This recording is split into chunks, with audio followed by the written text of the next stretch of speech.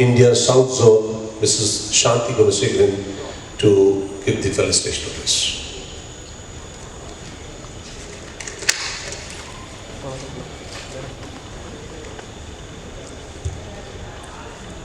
Mr. S.V. Veeramani, immediate past National President IDMA, Shri T.V. Narayana, National President IPA, Shri Uday Bhaskar, Director General Pharma, Shri Sivabalan, Director of Drugs Control, Tamil Nadu, Shri P. Muthuraman, Director FSSAI, and from IDMA, Mr. Jayaseelan, Mr. Satish and Dr. Ravichandran, from Pharma, Mr. Sridharan and Dr. Shivanandan, and especially Dr. Nair, who's the much sought after consultant and the most well-known person in the pharma industry. Good morning to all. And I'm happy to be here because as a regulatory department, we should be knowing about what the industry needs, and this is an opportunity to see all industry at one place. So I will get an opportunity to know what is the feedback of the industry, and also an opportunity for us to convey what we want to convey to the industry. And I'm all the more happy that I am able to participate here where Dr. Nair is releasing his book 50 years in the Indian pharmaceutical industry. My association with Dr. Nair is almost 30 years back. I was with him for almost 5 years when he was the director of SPIC R&D division, and my initial training was under him. He was my mentor, guide, and everything for all the motivation, what I heard all those years, and whatever I am today, I sometimes think it's because many of the good things I have taken from him.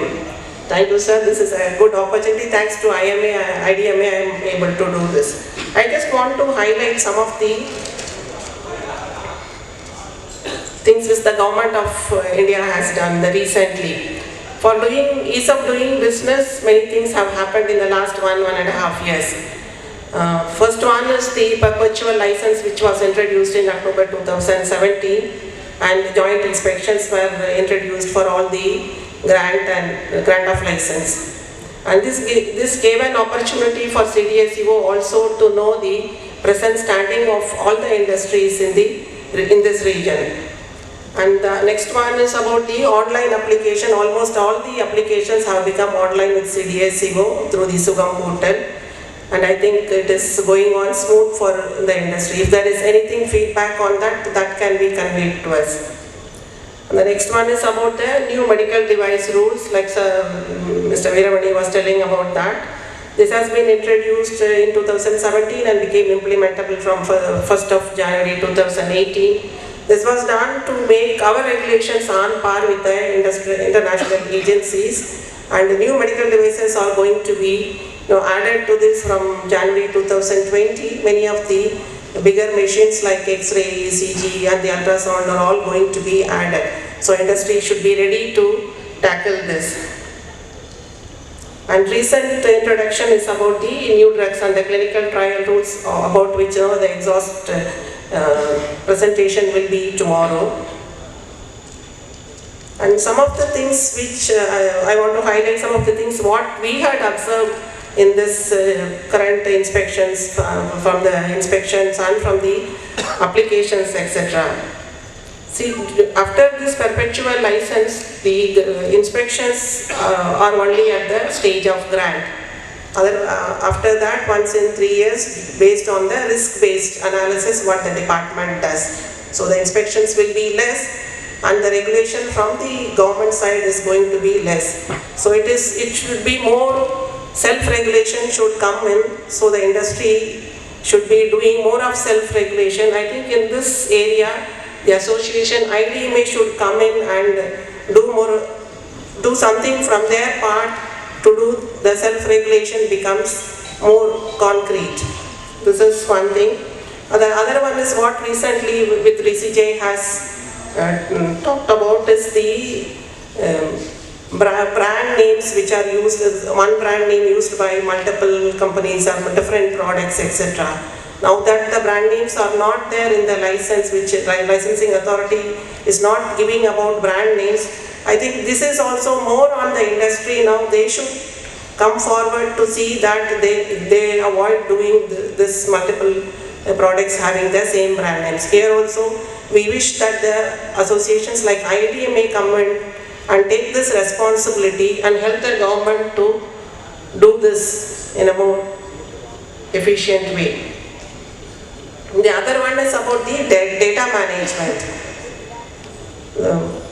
Through the Sugam portal, now the manufacturers are required to do the data about the products, which is the name and address of all the manufacturing premises, and the details of what products are manufactured in that licensed premises, along with the composition and all.